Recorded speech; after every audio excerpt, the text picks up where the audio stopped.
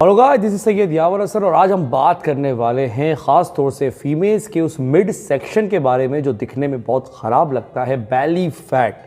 और आप जिम जाते हैं, डाइट करते हैं, एक्सरसाइज करते हैं, सब सेक्रीफाइस करके देख लिया आपने, स्टिल आपका बैली फैट कम नहीं हो रहा। सो आज इस वीडियो में यही जानेंगे कि वो बैली फैट जो है कम क्यों नहीं हो रहा। देखिए, बैली फैट के ना कम होने का एक सबसे बड़ा जो रीजन है, बहुत सारे रीजन है। एक तो आउटसाइड फूड है, अनहेल्दी फूड है, जंक फूड है, ओवर कार्ब ईटिंग, लेकिन जो इन सबसे इंपॉर्टेंट है वो है आपकी मंथली साइकिलिंग। जिन लोगों की मंथली साइकिलिंग डिस्टर्ब है, वुमेन्स की बात कर रहा हूं, या फिर मेनोपॉज यानी कि उनकी जो साइकिल थी मंथली वो अब खत्म हो चुकी है, तो उस कंडीशन में बैली फैट का कम होना बहुत मुश्किल हो जाता है। और हमारे हिंदुस्तान में 90% फीमेल्स को मंथली साइकिल्स की प्रॉब्लम है। जिन लोगों की कंटिन्यू है वो डिस्टर्ब है, कभी लॉन्ग पीरियड में आती है तो कभी शॉर्ट में आती है, या फिर आफ्टर 45 या 50 की एज में मेनोपॉज जब हो जाता है तो उसके टर्म के अंदर आप अपना फैट लॉस नहीं कर पाते, खास तौर से मिड सेक्शन से। तो क्या करें इस कंडीशन में, आज ध्यान से इस वीडियो को समझना। बात करें मेनोपॉज की, तो मेनोपॉज बेसिकली जब आपके एग्स बनना फीमेल में बंद हो चुके हैं तो उसके साथ हार्मोन्स का भी बनना बंद हो जाता है। अब जब हार्मोन्स नहीं बनेंगे तो वहां पर वेट लॉस, फैट लॉस करने में दिक्कत आएगी। यहां पर हम बात करने वाले हैं दो नर्वस सिस्टम के बारे में। एक का नाम है सिंपैथेटिक नर्वस सिस्टम और दूसरे का नाम है पैरासिम्पैथेटिक नर्वस सिस्टम।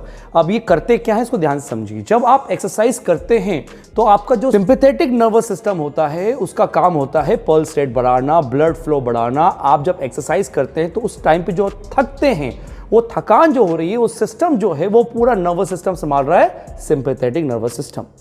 अब यहां पर जो पैरा, इसका ठीक अपोजिट, जो पैरासिम्पैथिक नर्वस सिस्टम का काम है आपको कूल डाउन करना, आपकी रिकवरी करना, आपको सुलाना, आपकी बॉडी के अंदर जो भी वेयर एंड टेयर हुए हैं उसको वापस ठीक करना। तभी आप नेक्स्ट डे के लिए तैयार होंगे, वो जो सोरनेस बॉडी में रहती है वो खत्म हो पाएगी।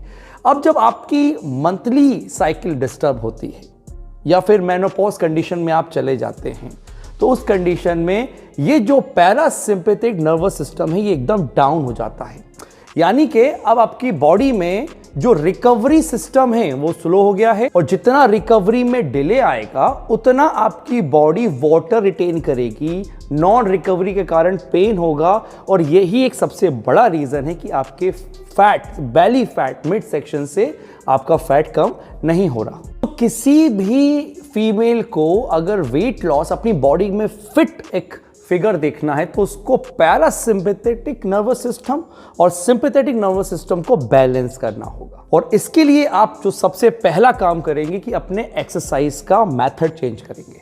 आप जितना ज्यादा थकेंगे आपका पैरासिम्पैथेटिक जो नर्वस सिस्टम है उसको उतना ही ज्यादा काम करना पड़ेगा। अब तो वो ऑलरेडी लो है, तो आप कोई भी ऐसी एक्टिविटी जैसे कि बहुत ज्यादा कार्डियो हो गया, आप 1 घंटा जुम्बा कर रहे हैं, आप 1 घंटा एरोबिक्स कर रहे हैं, आप नॉन स्टॉप भागे जा रहे हैं, मैराथन कर रहे हैं, ये सोच के स्वेट निकल रहा है, आप एक्चुअली बॉडी को थका रहे हैं। आपका एक सिस्टम बॉडी को थका रहा है और दूसरा सिस्टम जो आपको रिपेयर करेगा, रिकवर करेगा आपकी बॉडी के अंदर, वो डाउन हो चुका है। That is parasympathetic nervous system.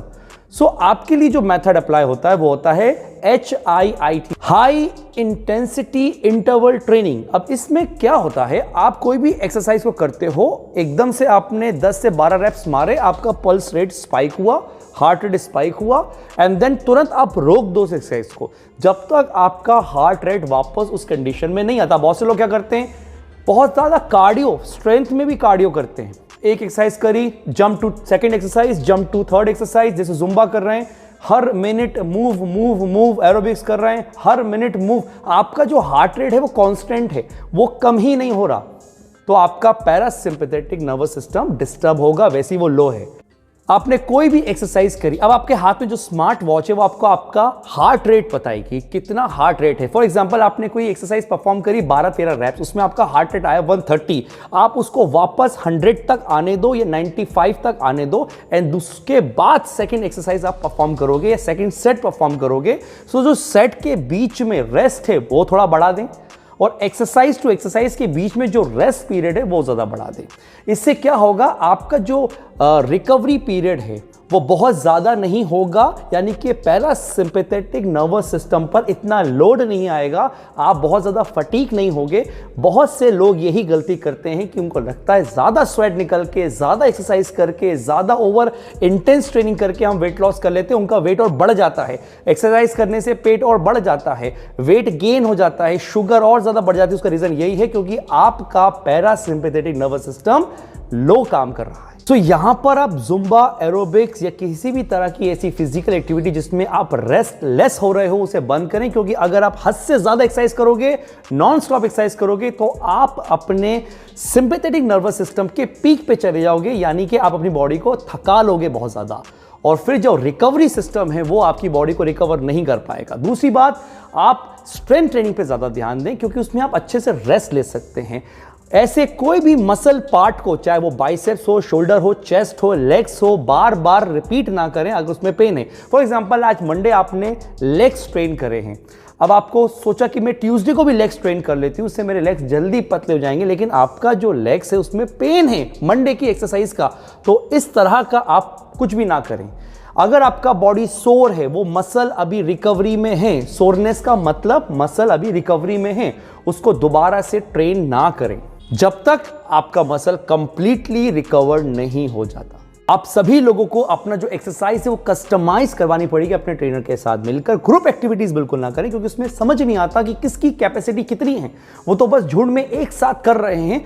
आप आइसोलेट वर्कआउट करें अगर आपको अपने बेस्ट रिजल्ट टच करने हैं, अपना बेली फैट कम करना है, अपना कस्टमाइज प्रोग्राम, अपने हिसाब से रेस्ट, अपना पल्स रेट खुद चेक करेंगे, सब अपनी बॉडी को आप खुद मॉनिटर करेंगे, तब जाके आपका ये बेली फैट कम होगा।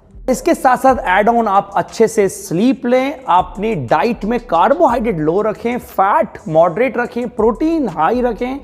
इंटरमिटेंट फास्टिंग इस कंडीशन में बहुत अच्छी है, और इसके साथ साथ कोई भी तरह का आउटसाइड जंक फूड आप नहीं लें। किसी भी तरह की क्रैश डाइट, किसी भी तरह की शॉर्टकट डाइट, फैट बर्नर से बिल्कुल ना लें, क्योंकि अगर ये लिया आपने तो टेम्पररी आपका 5-7 किलो वेट तो जरूर गिर जाएगा, लेकिन लॉन्ग टर्म में ये वेट वापस आएगा और इससे 3 गुना ज्यादा बढ़कर।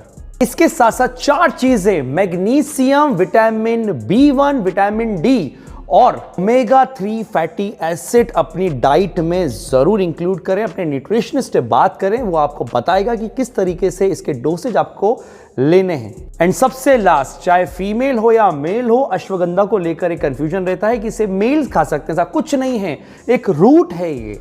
अश्वगंधा की रूट मार्केट से ओरिजिनल खरीद के लाइए, ग्राइंडर में उसको ग्राइंड करिए, 1 चम्मच दूध के साथ रात को सोने से पहले अश्वगंधा पीजिए, और देखिए आपको कितने बेस्ट रिजल्ट मिलते हैं अश्वगंधा से आपके बेली फैट को कम करने में। उम्मीद रखता हूं कि आपको ये वीडियो अच्छे से समझ में आई होगी, खास तौर से वुमेन्स को, गर्ल्स को, एंड वो इस चीज को अप्लाई करेंगे। अगर आप भोपाल से बिलोंग करते हैं तो FMC पंचवटी कॉलोनी में आप डायरेक्ट हमसे आके मिल सकते हैं, और इसके साथ साथ आप हमसे ऑनलाइन भी कंसल्ट कर सकते हैं about your problem, your diet and workout programme. Thank you so much.